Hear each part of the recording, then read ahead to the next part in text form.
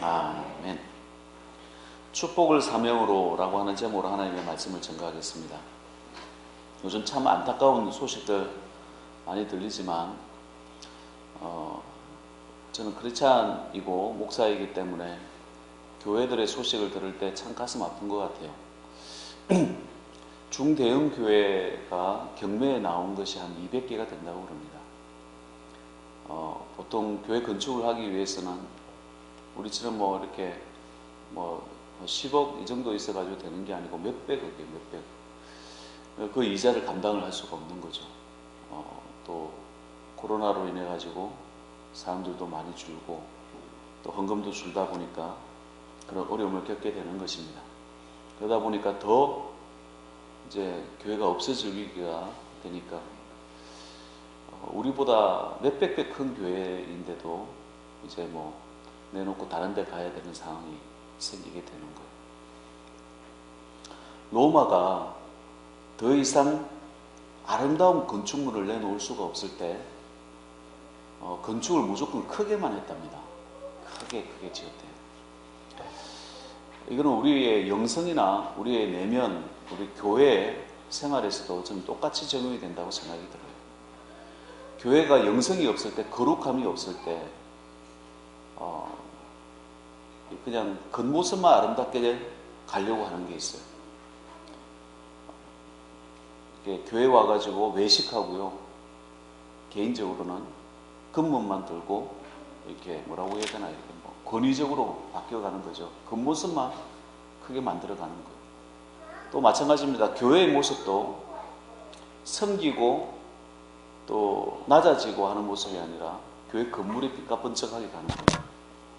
그러다가 이번에 어려움을 겪게 되니까 많은 교인들이 아파하고 전국 교회들이 아파하는 모습을 보게 됩니다.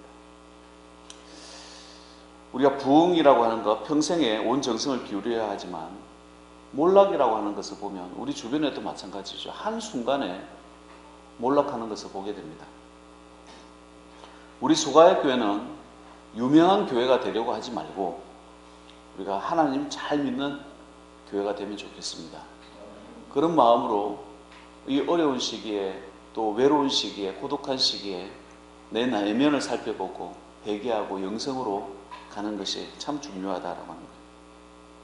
우리의 개개인 삶 속에 이 개인의 몸도 하나님께서, 성경은 교회의 성전이다, 그리스도의 몸된 교회다, 우리가 모이는 공동체는 또 예수 그리스도의 몸에 비유를 합니다. 여러분의 가정도 마찬가지고 모든 것이 하나님을 모시고 있는 그 장소를 성전이다, 이렇게 비유가 되는 거예요. 성전된 우리 몸, 성전된 우리 가정, 성전된 우리 교회, 조금만 방심하면요 타락하기 쉬운 시대를 우리가 살아가고 있는 거예요. 그래서 하나님께서 하시는 일인지 아닌지를 알아야 되고 세상적인 잣대로 보지 않도록 노력도 많이 해야 됩니다. 예를 들어서 그래요. 가룟 유다가 향유 옥합을 깨트린 여자를 꾸지람 하잖아요. 아니, 그 향유 옥합은요, 그 당시에 유대 풍습으로는 평생 한 방울씩 모아가지고 그걸 결혼할 때 결혼 자금으로 쓴대요. 지금 계산하는 방법은 좀 다른데 2천만 원에서 4천만 원 정도 됐답니다. 예수님이 십자가 지실 때 이제 얼마 남지 않은 이 땅에서의 사역을 마무리 지을 때쯤에 이 향유 옥합을 깨트리는 거예요. 온 방에 그 옥합 냄새가 퍼져나갈 때 가룟 유다는 그렇게 얘기합니다. 아니, 그걸 왜 예수님께 왜 쓰냐? 가난한 자들 도와줘야지. 그렇게 말을 합니다. 말은 맞습니다. 참 말은 멋있게 하는 것 같지 않습니까? 왜 그런데 성경은요, 예수님께 쓰는 걸 왜 허비를 하냐? 가룟 유다는 그렇게 표현을 했어요.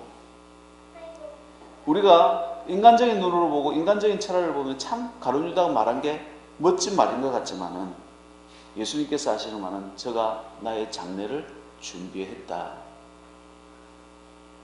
라고, 가난한 자들은 너희들과 항상 함께 하지만 나는 이제 곧 떠난다 라는 거. 무슨 얘기예요? 유다는 영성이 없었다는 거예요. 세상적인 철학을 가지고 주님께서 하시는 일을 여러 번 하나님께서 말씀하셨음에도 불구하고 자기 고집, 돈주화하다 보니까 자기 철학, 자기 생각으로 살다 보니까 그냥 결국은 가룟 유다는 망할 인생 되어지고 아무도 가룟 유다를 본받는 사람 없는 인생 되어졌다는 거예요. 누구나 다 좋을 때가 있습니다. 기회가 옵니다. 그럴 때 늘 하나님 생각하고 하나님의 사명을 생각할 수 있는 우리 소가의교회 전성도 되시기를 주님의 이름으로 축원드립니다. 여러분 축복받을 때가 왔을 때 건강이든 사업이든 관계든 뭐 칭찬받을 거 다 칭찬받고 할 때 그때 우리가 긴장감이 없어지잖아요. 긴장감이 없습니다. 아 이게 은혜구나 라고 느낄 때 이게 축복이구나 아이고 걱정 근심이 하나도 없네 라고 느낄 때 이때가 위기예요. 왜? 우리는 크리스찬이고 하나님의 성도이기 때문에 그래요. 오늘 본문에 읽었던 창세기 9장은요 노아의 심판 이후에 9장은 다 읽지는 못했습니다만 집에 가서 한번 읽어보십시오. 창세기 9장은 노아 홍수 환란 심판 이후에 노아의 가족들에게 풍요를 약속하는 거예요. 노아 홍수 당시에 성경과학자들은 이 지구의 인구가 한 60억쯤 됐다고 그래요. 지금하고 비슷했다고 그럽니다. 그때는 장수했어요. 부족함도 없었어요. 질병도 없었어요. 그래서 다 죽은 거예요. 왜? 하나님을 잊어버리기 때문에. 풍요롭게 살았습니다. 잘 안 죽었어요. 질병도 없었던 모양이에요. 그리고 죄 짓고 죄만 짓다가 다 죽은 거예요. 노아와 그 가족 8명만 살아남았습니다. 구원받은 것이 최고의 축복입니다. 그 축복에 늘 감사하면서 사시기를 바랍니다. 그 축복뿐만이 아니라 오늘 1절 말씀에 생육하고 번성의 복도 받았어요. 이 땅에 모든 땅이 자기 것이 됐네. 여러분 땅이 얼마나 가지고 있을지 모르겠지만 이 세상의 모든 땅이 자기 땅이 된 거예요. 또 모든 짐승, 새, 물고기, 채소가 자기 것이 됐어요. 뭐든지 잡아먹으라는 허락도 받았어요. 채소도 다 내 것이니 먹고 사는 문제에 대해서 부족함이 없는 거예요. 이때 노아에게 홍수가 위기가 찾아오는 거예요. 아버지 노아는 술 취해 있었고 아들 가나안은 그 아버지의 추태를 놀리다가 저주까지 받는 거예요. 이 가정의 위기까지 오는 거 아니겠어요? 잘못은 어떻게 보면 아버지가 했는데 저주는 아들이 받는 거예요. 함의 입장에서는 내가 잘못을 했으면 그 잘못을 덮어줘야 되는데 아버지의 잘못을 했으면 그 아버지의 잘못을 덮어주는 사람이 되어야 되는데 그걸 까발리다가 저주받은 거예요. 노아는 어떻습니까? 하나님의 음성을 들었던 당대의 선지자예요. 하나님의 사람이에요. 그러니까 너무 편한 거야. 이제 할 일도 없는 거야. 방주 사역 다 마치고 나니까 그냥 포도주 마셔서 그냥 취해서 그냥 지냈던 모양이에요. 사명으로 계속 이어지지 못했다는 거예요. 축복을 받았지만 사명으로 이어지지 못하다 보니까 본인이 축태적인 모습, 자식도 저주받는 모습을 보게 되더라고요. 오늘 본문의 내용은 사명을 잊지 말라라고 하는 내용입니다. 각자에게 모두에게 은사를 주셨어요. 사명 중에 가장 중요한 사명이 뭘까요? 어떤 사람은 능력이 있어야 된다, 물질이 있어야 된다, 많이 배워야 된다 이렇게 이야기할지 모르지만 가장 중요한 사명은 누구에게나 주신 기도의 능력이에요. 누구에게나 주셨어요. 그 기도의 사명 감당하면서 가는 거예요. 기도하면서 주의 음성을 듣고 기도하면서 하나님께서 나를 축복하시는 걸 느꼈고 내가 기도했을 때 받는 것이 그것이 복이 되는 것이지 내가 기도하지 않는 걸 받은 걸 그걸 복이라고 말하면 안 돼. 그것 때문에 시험 드는 성도가 얼마나 많이 있어요. 또 예배 드리는 능력입니다. 오늘날 걱정, 근심, 염려, 기근, 연병이 이렇게 퍼져갈 때 제일 먼저 끊는 게 뭡니까? 제발 모이지 마세요, 모이지 마세요 하는 거 아니에요. 예배 드리지 못하게 하는 거 아니에요. 근데 우리는 50명, 아무리 2.5단계, 3단계에 가더라도 50명 이하 모이라 이렇게 얘기를 하니까 이건 그냥 모이면 되는 거예요. 그죠? 50명 이하다 이러니까 이거 은혜야. 너무 감사한 거예요. 예, 알겠습니다. 50명 이하 모이시오.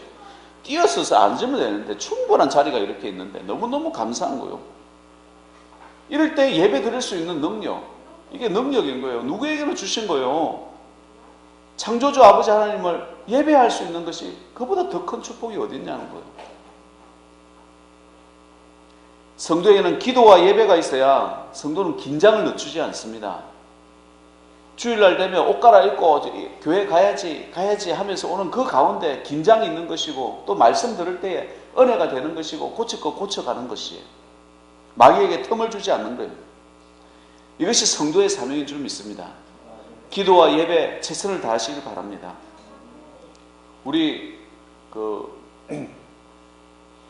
감리교회 창시자고 우리 성결교회 기본 이렇게 모토를 가지고 있는 존 웨슬리라고 하는 사람이 있습니다. 영국의 국교회라고 하는 것이 있는데 성공회입니다. 성공회. 천주교에서 빠져나와서 영국의 국교회로 이렇게 했어요. 많이 싸웠죠, 둘이가. 어쨌든 웨슬리가 은혜 받고 전도자가 됩니다. 이 국교회로 있다 보니까 이 문제가 많은 거예요. 교회가 부패하고 하다 보니까 전도하지 않지, 교회가 정권하고 같이 맞물려 있다 보니까 안정되잖아요. 핍박받지 않잖아요. 그러다 보니까 타락하는 거예요. 거기서부터. 우리가 적어도 교회가 어렵고 힘들고 많이 모이지 않을 때 기도 많이 하시길 바랍니다. 그때 살아있는 거예요. 아무도 이제 성공회에서 빠져나가지고 전도하기 시작을 하고, 이 성공회에서는 이렇게 해서는 안 되겠다 해서 따로 기도하고 예배드리기 시작을 했대요. 야외에서 일반인 대상으로 설교를 했대요. 장소는 아무도 빌려주지 않았답니다. 변화와 부흥이 일어나기 시작했어요. 왜? 생명이 있으니까. 이 모습을 국교회들이, 기존 교회들이 좋아할 리가 없잖아요. 그래서 그를 공격합니다. 웨슬리를 공격합니다. 저 사람은 이단이네, 나쁜 소문을 붙입니다. 온갖 나쁜 소문을 붙입니다. 그 이야기를 들었던 사람들은요, 또 거기에 선동돼 가지고 웨슬리를 두들겨 패고 돌 던지고 여러 번 죽을 뻔했었답니다. 왜 공격했을까요? 웨슬리가 나빠서? 웨슬리가 이단이라서? 아닙니다. 살아있기 때문에 공격하는 거예요. 어느 누구도 죽은 것은 공격하지 않습니다. 심지어 마귀도요, 죽은 사람은 공격하지 않는다고 그래요. 살아있기 때문에 웨슬리는 공격받는 거예요. 죽을 뻔하는 거예요. 하루는 웨슬리가 말을 타고 가는데 아무도 공격하지 않았다고 그래요. 돌도 달걀도 던지는 사람이 없었답니다. 멈추고 엎드려서 이상해서 기도를 했답니다. 하나님, 제가 제대로 살고 있지 않는 것입니까? 왜 공격이 없죠? 라고 그렇게 기도를 했대요. 얼마 지나지 않아 다시 공격이 시작이 됐답니다. 막 자기를 때리고 돌멩이 던지고 침 뱉고. 그럴 때 다시 기도했다. 하나님 감사합니다. 제가 제대로 사역하고 있군요. 이렇게 기도했다는 거예요. 생명이 있으면, 내가 올바른 길을 가고 있다고 한다면 공격받습니다. 우리 몸도 그렇지 않습니까? 살아있으니까 바이러스가 침투하는 거예요. 아픈 거예요. 독감 주사 맞아라고 하는 거예요. 살아있기 때문에. 살기 위해서 저항하는 거잖아요. 죽은 사람은 저항하지 않아요. 바이러스도 거기 오지 않습니다. 창세기 9장 내용은 교회도 가정도 어려움이 올 때 살아있구나 생각하라는 거예요. 아픔이 올 때, 어려움이 올 때, 고난이 올 때 살아있구나, 이 생각을 가지시면 우리가 좀 더 담대한 마음 가지지 않겠습니까? 홍수의 꽤 시간이 지났습니다. 노아에게 포도나무와 포도주가 생겼습니다. 포도나무는 풍요와 축복의 상징입니다. 오늘날도 그렇잖아요. 포도나무 그 농원을 가지고 있으면 풍요의 상징이 됩니다. 반면 포도주는 가나안의 타락의 모습을 가지고 있는 거예요. 노아에게 안정된 축복과 영적 타락이 같이 오는 거예요. 홍수 사건은요, 단 한 가지만 기록하고 있는데, 그것은 포도주 마시고 옷 벗고 추태 부리는 노아의 이야기와 그 가나안이 저주받는 이야기. 노아는 받은 은혜를 위기로 만듭니다. 하나님께서 우리 소가의교회 성도들을 반드시 저는 축복할 줄 믿습니다. 틀림없이 축복받게 될 것입니다. 여러분, 오늘 설교를 기억하시고 말씀을 기억하시고 내가 축복받는다라고 하더라도 지금처럼 나는 영적 위기를 늘 느끼면서 긴장을 늦추지 않겠다, 이런 결단들을 하시길 바랍니다. 그게 성도의 모습이란. 그럼 썩지 않는 비결은 뭔가? 축복을 사명으로 바꿔라는 거예요. 그래야 썩지 않습니다. 축복받은 상태로 머무르게 되면 돈을 가지고 지식을 가지고 내가 사회에서 성공했네 그대로 머무르게 되면 둔감해지고 나태해지는 거예요. 헌신하기가 싫은 거예요. 기도하기가 싫은 거예요. 예배드리기가 싫은 거예요. 하나님은 무슨 그렇게 하다가 바로 죽음 앞에 왔을 때에 그때서 놀라는 거예요. 내가 한 게 없다는 것 때문에 깜짝 놀라는 거예요. 제가 아는 목사님 한 분이 암에 걸렸습니다. 근데 암 걸리기 전까지, 암이 갑자기 걸리나요? 암을 그냥 병원에 가서 진단받게 되는 것이죠. 그죠? 그 전까지는 정말 맛있게 먹고, 이렇게 기쁘고 즐겁게 여행도 다니고, 차 타고 이렇게 돌아다니고 다 했어요. 근데 암 진단 받는 순간에 그 옆에 모시고 갔던 목사님이 그 자리에서 털썩 주저앉더라고요. 털썩 주저앉아가지고, 그리고 정말 6개월 만에 돌아가셨어요. 일어나지 못하는 거. 근데 여행도 못 가는 거. 밥도 제대로 못 드셨다. 이렇게 되어져 있어요. 왜 그랬을까요? 이게 갑자기 말세가 닥친 거야. 우리의 말세는 죽음이, 예수님께서 오시던 죽음이 닥치던 그게 말세잖아요. 닥쳤는데 이룬 게 없는 거예요. 회개 기도도 못한 거예요. 주님 앞에 마무리 지을 수 있는 시간이 없었던 거예요. 여러분, 오늘이 우리 살아갈 인생 가운데 가장 젊은 날이라고 그랬잖아요. 지금부터 나에게 주신 것으로 하나님의 사명 이렇게 연결시키면서 살아가시길 주님의 이름으로 축원드립니다. 어떤 사명을 해야 되냐? 제일 먼저는 기도부터 시작하는 거예요. 기도와 예배가 있어야 그 다음 일들이 나오는 것이기 때문에 그래요. 영적 근육이 굳어버리면 안 됩니다. 영적 근육이 굳어버리면 영적 질병이 찾아오게 되잖아요. 심장은 살아있는 날 동안에 계속 뛰잖아요. 이렇게. 그래서 심장암이라는 게 없대요. 운동하는 것은. 주로 움직이지 않는 곳에 암이 달라붙는다는 거예요. 대장이라든지 이런데. 그래서 계속 움직이는 데는요, 틈이 없기 때문에 암이 달라붙을 틈이 없다는 거예요. 심장암이라는 것은 없대요. 우리가 늘 움직여야 되는 이유도 저는 여기 있습니다. 영적으로 질병 들지 않기 위해서는 늘 사명 감당하고 기도하고 새벽에 일어나고 또 하나님 말씀 공부하고 나아가는 거예요. 그러면 늘 건강하다라고 하는 거예요. 여러분, 희생과 섬김의 자리로 나아가시길 바랍니다. 흐름이라는 게 있어야 됩니다. 흐름이라는 게 흘러야지. 흘러 넘치면 논리상의 흐름과 넘침으로 나눌 수 있습니다. 받은 축복이요, 넘쳐야 되잖아요. 넘쳐야 흐르죠. 넘쳐 흘러야 됩니다. 나만 먹고 살 정도의 축복을 받았다, 아직까지는 그건 축복이라고 할 수가 없는 거예요. 나를 통하여 내 가정과 내 남편과 내 아내와 내 자녀들이 축복이 넘쳐야 돼요. 내 기업과 내 가정과 내 교회가, 내 지역이 흘러 넘쳐야 돼요. 난 저 사람 만나면 참 좋더라. 저 사람 이렇게 배울 게 많더라. 세상에는 돈 가지고 이야기하지만 세상에 있는 사람들이 여러분을 만났을 때는 예수 그리스도의 은혜로 넘쳐나시길 바랍니다. 기도 없이 되겠어요? 메말라가지, 늘 시험 들지, 늘 안타까워하지, 늘 한탄하지, 늘 제약 중에 있는 거예요.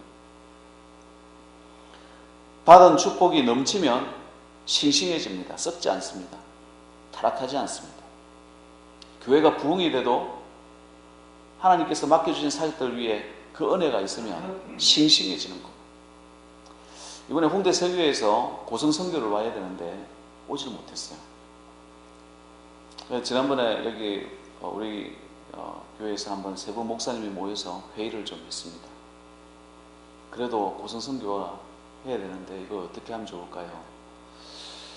그래서 리더급 목사님들 모시고 이렇게 했더니 그래도 물질이라도 좀 어려운 교회들 많으니까 우리야 그렇게 하지만 좀 돕게 하면 어떨까요? 제가 그 내용들을 가지고 정리를 해서 말씀을 드렸더니 참 좋은 아이디어다.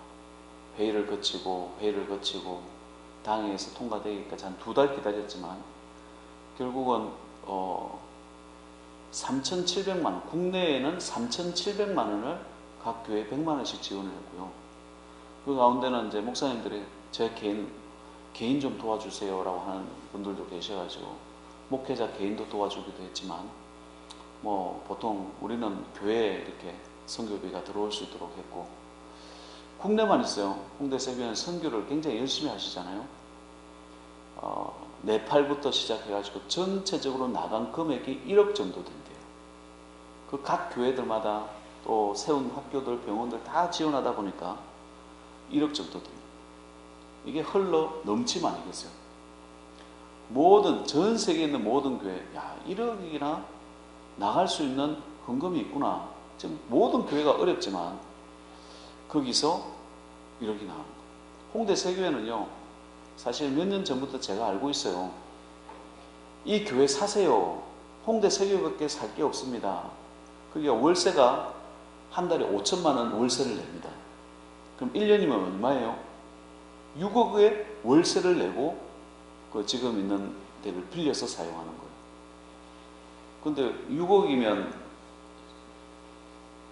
10년이면 60억이지 않습니까? 제가 여쭤봤어요.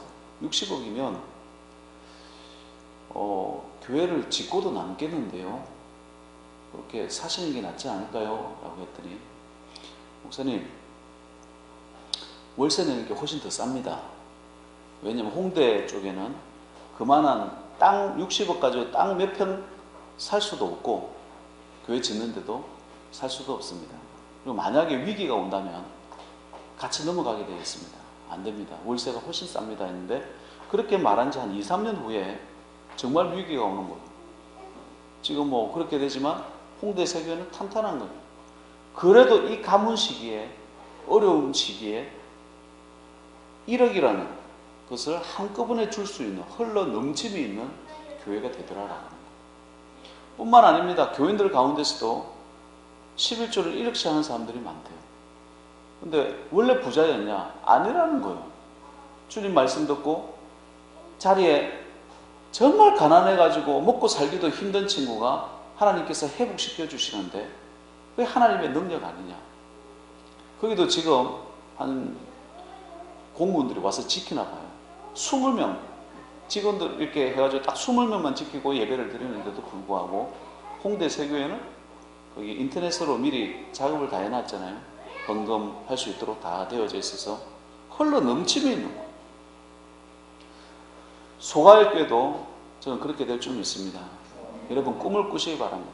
가끔씩 제 아내가 그런 이야기를 해요. 하나님, 우리 교회에서 11조 제일 많이 하는 종이 되게 해주세요. 이렇게 기도를 했대요. 어느 날 계속 기도를 하다 보니까 기도가 좀 잘못됐네. 우리 성도가 11조를 제일 많이 하게 해주시고 저는 한 2-3번째 되게 해주세요. 이렇게 기도했다는 거예요. 아멘도 안 하네. 여러분, 11조는 축복입니다. 어떻게든 하나님께서 공급함과 흘러 넘침이 축복이잖아요. 대신에 뭐예요? 나태해지면 안 되는 거예요. 부패해지면 안 되는 거예요. 그 축복을 가지고 사명과 연결시키는 거예요. 선교하고 교회 세워가고 하나님께서 맡겨주신 사역, 예배가 없는 곳에 예배를 만들어가는 거, 이게 선교 아니겠어요? 그것이 성도의 사명이더라. 보시기 바랍니다. 그렇게 기도하시길 바랍니다. 이루어질 줄 믿습니다. 성도가 타락해서 되겠습니까? 교회가 타락할 때가 언제입니까? 안일할 때 아니겠습니까? 어려운 것은요, 우리를 살아있게 만드는 거예요. 아픔이 있을 때, 고난이 있을 때, 눈물이 있을 때 우리가 기도하게 만들어서 살아있게 만드는 거예요. 나태하고 행복하고 편안할 때 그때 조심해야 돼요. 축복은 힘이 생기는 것입니다. 그 힘으로 남의 허물을 덮어주는 종 되시길 바랍니다. 벌거벗은 노아를 둘째 아들 함은 고발합니다. 웃깁니다. 얼레리 꼴레리 놀립니다. 그리고 저주받습니다. 반면에 셈과 야벳은 덮어줍니다. 아담과 하와를 범죄했을 때 그 부끄러움을 하나님께서 가죽옷으로 덮어주시듯이, 그게 하나님의 행위 아니겠습니까? 하나님의 모습 아니겠습니까? 요즘 인터넷이나 뉴스를 보면 다 욕밖에 없습니다. 안타까움밖에 없습니다. 다들 뭐 이렇게 질시하고 거짓, 이렇게 파헤치고 죄의 모습만 드러나게 만듭니다. 그래서 하나님의 행위가 아니라 사탄의 모습이에요. 물론 죄 지은 거 압니다. 나를 잘못한 거 압니다. 그러나 우리 예수 믿는 사람은 그걸 옮기는 것이 아니고 그걸 가지고 놀리고 욕하면서 뭐 쾌감을 느끼는 것이 아니라 덮어주는 거예요. 사랑하고 붙들어매는 거예요. 그래서 축복받는 거예요. 셈과 야벳이 축복받은 이유가 바로, 그 자손들이 축복받은 이유가 바로 거기 있는 겁니다. 받은 축복을 은혜의 보자기로 바꿔가는 거, 이것도 사명으로 연결시키는 거 아니겠습니까? 힘에는요 양면성이 있다고 그럽니다. 덮어줄 수도 있고 폭로할 수도 있습니다. 덮어주면 하나님의 행위를 닮아가는 것이요, 폭로하면 마귀의 행위를 따라가는 것입니다. 죄인된 모습을 보면서 뭐 마약했다, 뭐 간음했다, 뭐 온갖 나쁜 소식들이 뉴스에 다 들리잖아요. 그걸 보면서 판단하고 욕하면 나가 제일 문제가 뭐예요? 내가 그 죄를 짓지는 않았지만 마귀를 따르는, 마귀를 닮아가는 연습들이 계속되는 거예요. 교회를 다닐 때는 우리가 나쁜 소식 뉴스를 안 들을 수는 없으니까 들었다라고 하더라도 아이고 어쩌겠노, 아이고 어쩌겠노 걱정해 줄 수 있고 덮어줄 수 있는 그 마음이, 기도해 줄 수 있는 그 마음이 있어야 되더라고요. 옛날에 우리 여기 117년대에서 제가 사역을 감당하는데 연대장 부부와 같이 식사를 하게 됐습니다. 식사를 하는데 그때 군부대에서 탈영한 이야기가 나오더라고요. 탈영을 해가지고 총 들고 나온 거야.